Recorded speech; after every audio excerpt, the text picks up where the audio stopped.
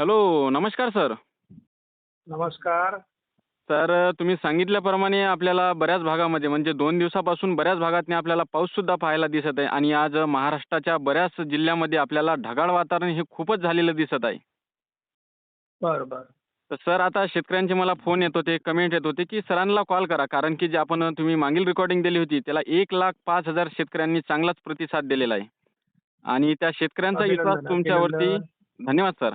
आणि त्या शेतकऱ्यांचा तुमच्यावरती 100% विश्वास आहे आणि ते शेतकरी मला फोन कमेंट करत होते, की सरांपासून एक नवीन अंदाज घ्या. म्हणजे पुढील जे 3-4 दिवस वातावरण राहणार, तर ते कसे राहणार? कोणकोणत्या जिल्ह्यामध्ये गारपिटीची जास्त करून शक्यता आहे आणि हा पाऊस कोणकोणत्या जिल्ह्यामध्ये राहणार? तर त्याबाबत शेतकऱ्यांना एक सविस्तर अपडेट द्यावी सर आता. हे शेतकऱ्यांसाठी एक आनंदाची बातमी आहे, की हा पाऊस असा असतो, की नुकसानकारक आहे हो, हो. आणि त्यामुळे नुकसानकारक पावसाचं प्रमाण थोडं घटतंय म्हणजे कमी होण्याची शक्यता आहे. बरोबर. आपल्याला यापूर्वी हा पाऊस खूप होईल आणि खूप नुकसान होईल असं वाटलं होतं. हो, परंतु तसं ते प्रमाण आता कमी होतंय म्हणजे खास करून उत्तर महाराष्ट्र, मध्य महाराष्ट्र हो. आणि कोकणात काही ह्या पावसाचा फार प्रभाव प्रभाव राहणार नाहीये. हां, हां, हां. प्रभाव जो राहणार आहे तो पूर्व विदर्भामध्ये अधिक राहील. हो, त्याच्यानंतर दक्षिण मराठवाडा आणि पश्चिम महाराष्ट्रामध्ये थोडा याचा प्रभाव आहे. हो, तर साधारण आता उद्यापासून याची सुरुवात होईल काही प्रमाणामध्ये. हो. तर याच्यामध्ये कोल्हापूर, सांगली, सोलापूर, हं. पुणे पूर्व, सातारा पूर्व, बीड, हो. धाराशिव, लातूर, हं, हं. नांदेड, यवतमाळ, वर्धा, हं. नागपूर, भंडारा, गोंदिया, चंद्रपूर, गडचिरोली हो, हो. आणि परभणी, काही प्रमाणात वाशिम, हिंगोलीचा पूर्व भाग. हं, हं. या ठिकाणी आपल्याला 18-19 ला पाऊस होणार आहे हो, आणि त्यामध्ये तुरळक गारपीट असणार आहे, की फार गारपीट होईलच असं नाही. हो.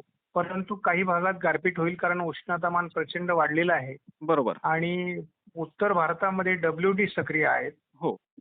त्यामुळे जोड क्षेत्र तयार होतंय कमी दाबाचं आणि त्यामुळे यदा कदाचित गारपिटीची शक्यता राहणार आहे. हो, हो. बरोबर आहे 20 सर. तारखेपर्यंत साधारण म्हणजे 18, 19, 20 हे वातावरण राहील. काही हो, भागात 21लाही असेल. हो, तर त्यानंतर मात्र हे वातावरण कमी होईल. परंतु हो. याचा साधारण छत्रपती संभाजीनगर, जालना, बुलढाणा, अकोला, अमरावती या भागापर्यंत म्हणजे अगदी वाशिम, हिंगोलीपर्यंत हो. 19-20ला पण प्रभाव पडण्याची शक्यता आहे.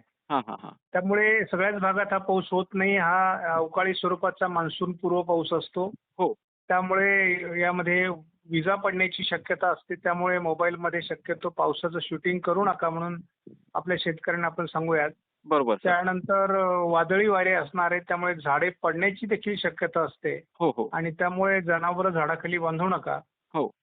त्याचबरोबर विजा पडण्याची शक्यता असते. त्यामुळे झाडांचा आश्रय घेऊन पाऊस आल्यानंतर उभे राहू नका, बरोबर. की जेणेकरून आपल्याला त्या झाडावर वीज पडली तर जीवितहानी होता कामा नये. हो, याची काळजी घेतली पाहिजे. हो. शिवाय ज्यांचे गहू आणि हरभरे काढायला आलेले आहेत, आता बहुतांशी माझ्या माहितीप्रमाणे गहू हरभरे काढण्यात आलेले आहेत. बरोबर सर. कारण आपण सातत्याने 15 दिवसापासून अंदाज दिलेला होता. हो, त्यामुळे बऱ्याच शेतकऱ्यांनी आपलं धान्य आपल्या घरात आणलेलं आहे. हो, हो. पण ज्यांचा गहू ओला आहे आणि काही भागात सुकलेला आहे, तर बरोबर. त्यांना माझी अशी विनंती राहील, की त्यांनी जो सुकलेला आहे तो भाग काढून घेतला पाहिजे. हो, जे ओले भाग आहेत ते नंतर काढले तरी चालतील. हो. त्यामुळे आपल्याला तेवढं तरी पीक ताब्यात येईल. बरोबर आहे सर. फळबागायतदारांच्या बाबतीत मी यापूर्वीच सूचना दिली होती, की फळबागांचं नुकसान होणार आहे. त्यामुळे शक्यतो बागायतदारांनी लवकरात लवकर हार्वेस्टिंग करावी, अशी आपली विनंती होती. परंतु कधी-कधी काही बागा ह्या हार्वेस्टिंगला आलेल्या नसतात बरोबर आहे सर. आणि त्यामुळे मग शेतकऱ्यांची अडचण होते. हो, परंतु आता निसर्गापुढे आपण खूप लहान आहोत. बरोबर त्यामुळे आहे. शेतकऱ्यांनी हा अंदाज लक्षात घेऊन हो, आपल्या शेतीचं नियोजन करणं आवश्यक आहे. बरोबर आहे. पण फार घाबरण्यासारखी देखील परिस्थिती नाही आहे. हो, कारण बहुतांश महाराष्ट्राचा भाग हा यामधनं सुटणार आहे. हो, फक्त विदर्भ, मराठवाड्याचा दक्षिणी भाग आणि पश्चिम महाराष्ट्र असाच हा थोडा प्रभाव राहण्याची शक्यता आहे. हो. मात्र सर हे जे पाऊस आहे समजा 18, 19 आणि 20 तारखेला तर मग हे वादळी वाऱ्यांसह जोरदार राहण्याची शक्यता आहे का मोजक्याच म्हणजे मोजकाच पाऊस राहणार? नाही ना, वादळी वाऱ्यांसहच पाऊस राहणार आहे तो. हो, कारण हा पाऊस वादळी वाऱ्यांसहच असतो. हो, हो. बरोबर. त्यामुळे गारपीटही असते आणि वादळ वाराही असतो. विजाही हो, पडण्याची शक्यता असते. हो, हो. कारण हा मान्सून पूर्वची सुरुवात आहे. हो, बरोबर आहे सर. बरं सर आता शेतकऱ्यांच्या माध्यमातून आपल्याला एकच प्रश्न येत होता, की हे वातावरण किती दिवस राहणार असंच मग? पहिल्यांदा वातावरण हे 21 तारखेपर्यंत राहील. हो. त्यानंतर हे वातावरण कमी होईल. हं. थोडीफार ढगाळ परिस्थिती राहील. हो. परंतु साधारण एक असं दिसतंय की 27, 28, 29 हं. पुन्हा काही भागात हो. तुरळक भागामध्ये वातावरण तयार होऊ शकतं. हो. तर त्याचा अंदाज आपण पुढे देऊ. बरोबर. आणि एप्रिलमध्ये देखील अशा प्रकारचं वातावरण राहू शकतं. हो. परंतु त्याविषयीचे अंदाज अजून पक्के नाहीये. बरोबर आहे सर. आणि सर तुम्ही मला प्रत्येक महिन्याचा जो अंदाज आहे ते सविस्तर स्वरूपामध्ये देत असता आणि तुम्ही मार्चचा सुद्धा आपल्याला अंदाज दिला होता आणि त्या रेकॉर्डिंगमध्ये तुम्ही सांगितलं होतं की 17 तारखे व 18 तारखेपासून वातावरण बदलाची शक्यता आहे आणि तुम्ही सांगितल्याप्रमाणेच आपल्याला वातावरणामध्ये चांगलाच आज बदल सुद्धा पाहायला दिसत आहे विदर्भामध्ये. बरोबर आहे. हो. आणि सर आता बरेचसे शेतकरी आपल्या व्हिडिओला बघत आहे म्हणजे 1,05,000 शेतकऱ्यांनी आपला मागील जो व्हिडिओ आहे ते बघितला. तर शेतकऱ्यांच्या माध्यमातून 2026चा अंदाज एकदा पुन्हा तुम्ही सांगावे सर. एक 24चा अंदाज आपण नंतर घेऊ. याचं कारण असं आहे की 24च्या अंदाजामध्ये अजून काही फेरबदल होत आहेत. हो, हो. आयओडी सक्रिय होतोय आणि याचं प्रमाण म्हणजे अल निनो आणि लानिनाचं वातावरण कसं बदलतंय त्यावर थोडा आपल्याला वेळ घ्यावा लागेल. बरोबर. मग त्यामुळे आपल्याला आता लगेच घाई करायला नको. नाही, नाही. बरोबर आहे सर. बरं सर तुमच्या चॅनलविषयी शेतकऱ्यांना तुम्ही सविस्तर माहिती द्यावी सर. तुम्ही कोणत्या टायमाला व्हिडिओ अपलोड करता आणि तुमचे चॅनल कोणते आहे? तर शेतकरी तिथे येऊन जुटतील तर त्याच्याबाबत एक महत्त्वपूर्ण आणि सविस्तर माहिती द्यावी सर.